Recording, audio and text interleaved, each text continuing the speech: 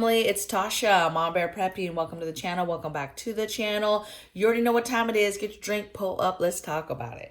So today, I just figured that I would take a minute and just go over some stuff with you guys that I have learned recently, like from different subscribers. Either they email me this information, or maybe it's something that I picked up from somebody in the comment section. I learn every single day from people, from the comment section, from emails that people send me, from articles that people send me, all types of stuff. Okay, so I just wanted to go over 7 things that I happen to learn this week that I just thought I'd share with you in case you are not one that reads through all the comments. Okay. And of course, some of these I got, and I just thought that they were inventive. Some of the stuff is learning curves that we've learned ourselves with our septic issues. And then also stuff is from emails, comments, you name it. Okay. So here we go. So I can't even believe this. I talk so much about grid down, grid down, grid down, right? And somebody was talking about a grid down hack yesterday. I read it like yesterday or the day before. Okay. So forgive me what video came from, but it was so ingenious. And I was like, how do I not know this hack? So it's awesome. So basically, and you could do this in your daily preps leading up to anything big that if you had some kind of warning or knew something big was going to happen. And that is utilizing thermoses for water. So somebody said, hey, when grid goes down and you're boiling water, right? Boil a big pot of water so that you're, maybe not a huge pot, but boil one time is basically the hack. You boil the 1 pan of water and then you distribute that water through different thermoses that you have. So think about it. You could there's quite a few thermos type items out on the market. There's pans, there's thermos like pans, there's thermos cups and various sizes, 64 ounce, 100 ounce. So you would figure out which thermos style you want, okay? And then boil water 1 time for the day, pour it into these thermoses, which would then keep it cold. A lot of them say they'll keep it cold for anywhere from 12 to 24 hours. And then you use that water for oatmeal, for tea, for coffee, for cup of noodles, all the simple basic things that we get like that take a little bit of water, but you just add some hot water to it and it's done, voila. Same thing if you had a small pot, didn't have a huge family, and you wanted to make some sort of grid down type food that just needed to be reconstituted, or something that was small that didn't take that much water, boom, you've got that warm water already, that hot water already. So I thought it was ingenious. Take a look on the market, see what type of thermos that you would want, because you could get them in all different sizes, right? You could get several. Let's say you got 64 ounces and you just had 4 or 5 of them. And then you knew, hey, I'm going to boil this pot of water and then I'm going to fill that up and I'm just going to keep that. That even saves you, depending on how hot it stays, that saves you from even boiling water for a pot of coffee. And then it sits there and then it gets cold and then you're trying to keep it warm. So same thing, maybe if you drink a lot of coffee, you could boil that pot for just coffee, put it in a thermos that's just designated for coffee only. You could label the thermoses, basically is what I'm saying. Hey, make your coffee, put it in that thermos. Boil water for the other thermoses, and you could label them. Hey, this thermos is for tea throughout the day, or this is for breakfast, for either adding to make pancakes, or adding to your oatmeal cups, whatever it is. So I just thought it was an ingenious hack that I was not on game, and now I am, and I think it's awesome. Another thing too is, if let's say something's coming, a storm is coming, something is coming that might break out the lights, turn off the lights. Maybe it's a planned evolution, the lights are going to go off. Maybe it's a storm, whatever it is.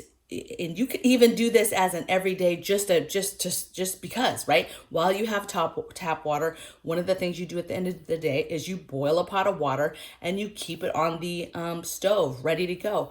Furthermore, you could boil that water, add it to those thermoses every single night, and then for a fact if you wake up and there's no power, you have hot water ready to go in these thermoses, okay? To kind of just get you through, the beginning at least of stuff while you get situated. So just a hack I learned this week. Thought I got all my thermoses coming. I thought I would share it with you guys. I think it was ingenious. Okay.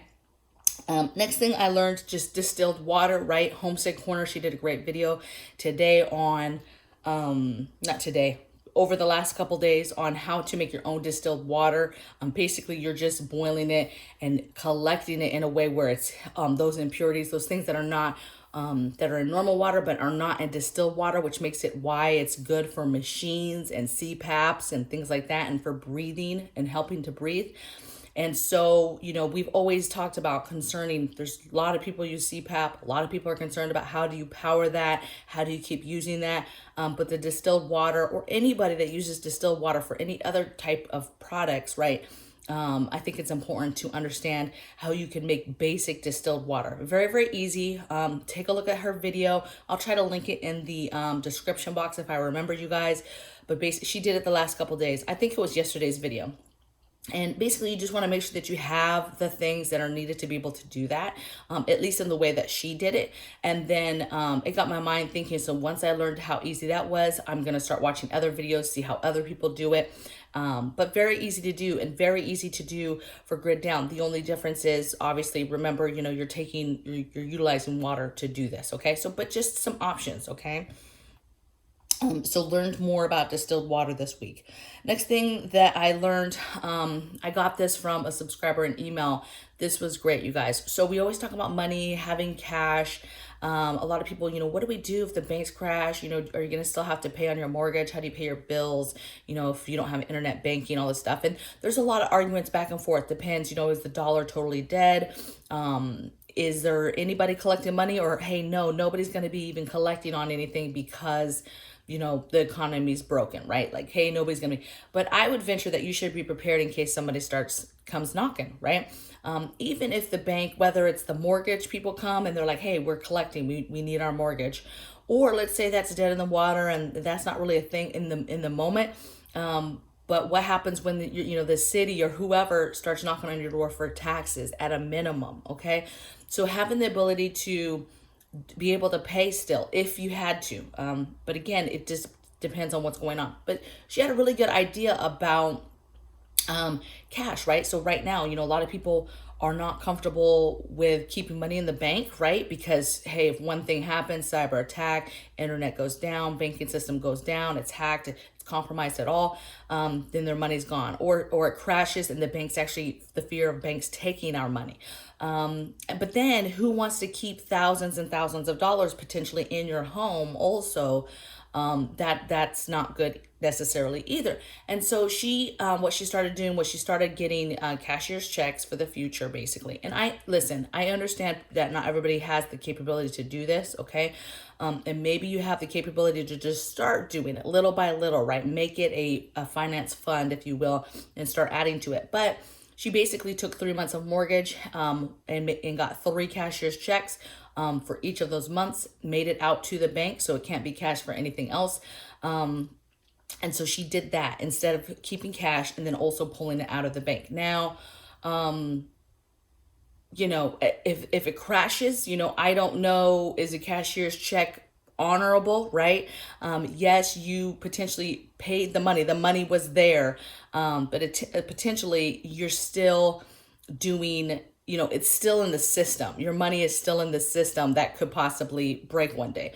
But I just thought it was another ingenious way of maybe moving money, holding money in a different way, to give you options. Okay. So there's all types of ways. I like having options. I like doing things multiple different ways so that hopefully I'm covered by one of those, issues or concerns. Like if something goes down, hopefully the other stuff will work. I don't know, you guys.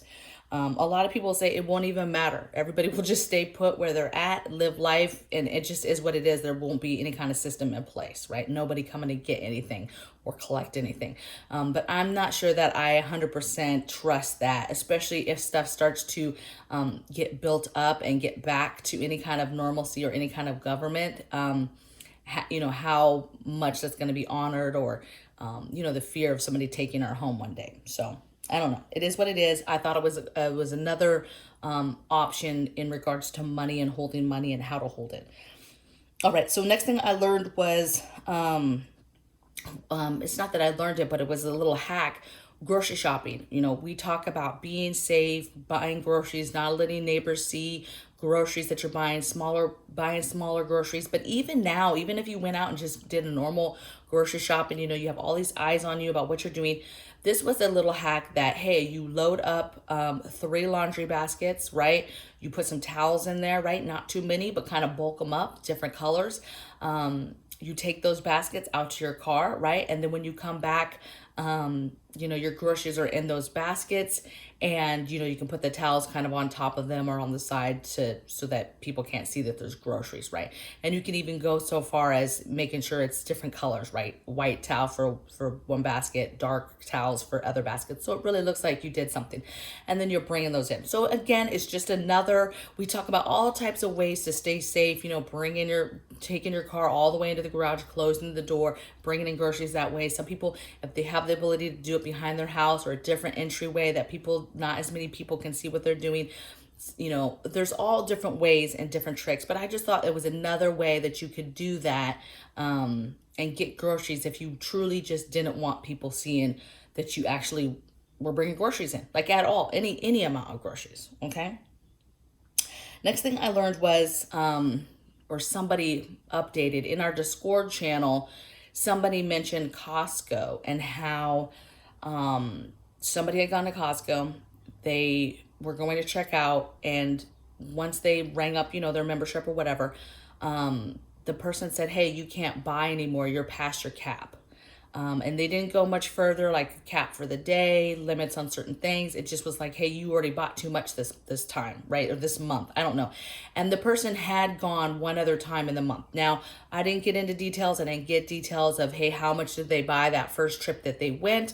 I don't know how significant of a trip it was, but that second trip in the same month that they went to, they were flat out told they couldn't purchase the cart of stuff that they got. Okay, that they were beyond their caps, whatever that meant. We all know that there's limits being put on stuff, right? On certain products. Hey, you can't have so many of this. But that makes sense to me without doing any research. I haven't done any research. But that makes sense to me that those bulk type places, that they would ideally possibly have overarching caps possibly on what one person could potentially buy in a month maybe for that store, right? To spread the love. So, I mean, think about just businesses that come there and buy products. You know, I'm sure there's some sort of cap that so they can't just buy out everything. Let's say if they wanted, you know, whatever, mayonnaise or whatever it was, right, that they were trying to buy in bulk for their restaurants. So didn't dig too deep, just was brought to my attention, thought I'd mention it, that it did happen to somebody. And then in that feed, other people were saying that they had heard that too. Okay. And then they mentioned some other weird stuff with like money and things like that, and declines and things like that. But just stuff to, I guess, pay attention. I would be mortified if I went to Costco earlier in the month. You know, let's say I bought a good haul, $500-$600. I don't know what the cap is. And if I went back and had another cart full of stuff and they were like, oh no, ma'am, you can't get this, I would be mortified standing there in line with people like, and then people looking at you like, oh, you bought too much. It just is a Target and it's just embarrassing. So you might, if you have a Costco card, you might just check it out and see if you can find online or whatever, if there's an overarching cap on Costco, okay? Or stores like that. It might not even just be that store, okay? Next thing I have is the importance and what we learned so far with our septic tanks, right? So with our septic tanks and our issue, important things that we like to learn about that was stuff like knowing the layout of our septic tank, right? Knowing and having the plans that show you exactly in your yard where your septic tank is. You assume when you buy a house that you get all that stuff, you have all that stuff, but that's not necessarily true. And so understanding where it's at, we found out we had a whole other tank that we hadn't even uncovered, right, for ourselves. We've been here for many years, did not know about this other tank. So knowing the layout, that stuff's important for grid down. Importance of having ample backup stuff, right? You have your emergency toilet, having ample bags, ample products for all of that stuff. The importance for grid down. If you're having to do your septic tank yourself, right? Unclog a clog from your house. Do you know how to take off your toilet? Do you know how to shove a garden hose down that? Having a sturdy, strong garden hose that you can shove down pipes and declog and undo clogs yourself. I'm talking more grid down when you can't call anybody, right? Understanding your pipe layout, understanding and having the proper things like tools and the right nozzles, having the right biochem and different products. But more importantly, having that stuff as part of your preps, right? Adding that to your maintenance. Because some people, you might have a house for years, decades, and nothing happens. And then all of a sudden something happens like we're dealing with, right? And being knowledgeable to be able to service things and get things back on track yourself. And there's a lot of pieces to that people don't think about. The extra seals, getting the extra seals for your toilet if you're pulling up your toilet. Having some rubber ones, having some regular wax ones, having extra bolts, having extra heavy duty hoses that are just in your preps for that if you had to undo clogs or do some kind of jetting yourself, okay? And again, the layout, super important. The layout, me recently learning the layout helped me develop now my plan of where I'm gonna put stuff in the yard, because I had to think about where is it at now? If I had to relocate it one day, where am I going to put it, and how that would affect layout of greenhouses and chicken coops and garden beds and things like that. Okay. So that's what I personally have learned over the last several weeks, not to mention all the money we've spent, but we learned a lot of information about septic tanks. I mean, I'm so knowledgeable now. If somebody had problems, I could go to their house and really walk them through some stuff, like some serious get your hands dirty stuff. And so, you might know the basics, but really getting down to the nitty gritty of what you have in your system and all that stuff could mean the difference. Okay. Especially grid down when you have to do stuff yourself. Okay. Sorry for that. Okay. Next little fact, I guess I learned, my last fact I learned was somebody, I can't remember where I saw this, either a comment, but somebody was saying that I can't even recall the comment, you guys. Their family member was as a scientist or goes to school for science, something like that, okay? But basically they were just saying the difference between chest freezers, right? The kind that are down that you open, and then upright freezers, and the difference of coldness that comes out of the freezer when you open it. So chest freezers, I learned, when you have a chest freezer, it's so much better because that air sucks down when you open that lid, okay? Whereas an upright fridge, the air just pours out. That cold air just bellows out as soon as you open the door, okay? It just comes out. And so I thought that was interesting because, you have people who are, getting extra freezers for their, their garage or a shed or whatever. So they have more stuff. And so I learned that it's probably smarter to get chest freezers when you're talking about trying to keep stuff cool. If you're opening it, it's helping you instead of going against you, where those other ones, the minute you open it, all of that goes out and the clock is just ticking, okay? Because there's upright freezers, right? The whole thing is a freezer, and or people are getting combos, right, that are upright. But same thing, either side you open, I mean, you're just letting out all that air, where chest freezers it sucks down the air. So it's just a little bit more helpful, just a little hack. If you're looking to buy something, chest freezers is the way you want to go instead of, an upright type system. If you're buying, new, or even looking for used stuff, okay? So those are just some things, you guys, some different hacks, some different things that I heard, this week. I get stuff all the time. That's definitely not all the information I got. But I just started kind of writing them down this morning, just a little while ago. I was like, let me just start writing some of the cool stuff I learned this week, right? And so that I could share it with you guys and you guys can see and learn. And if you are not one that really reads through comments, my comments, I'm very proud to say that we don't have a lot of trolls, right, on this channel. We do, okay? And a lot of comments are just nice, friendly comments to me saying, hey, thank you, that type of thing.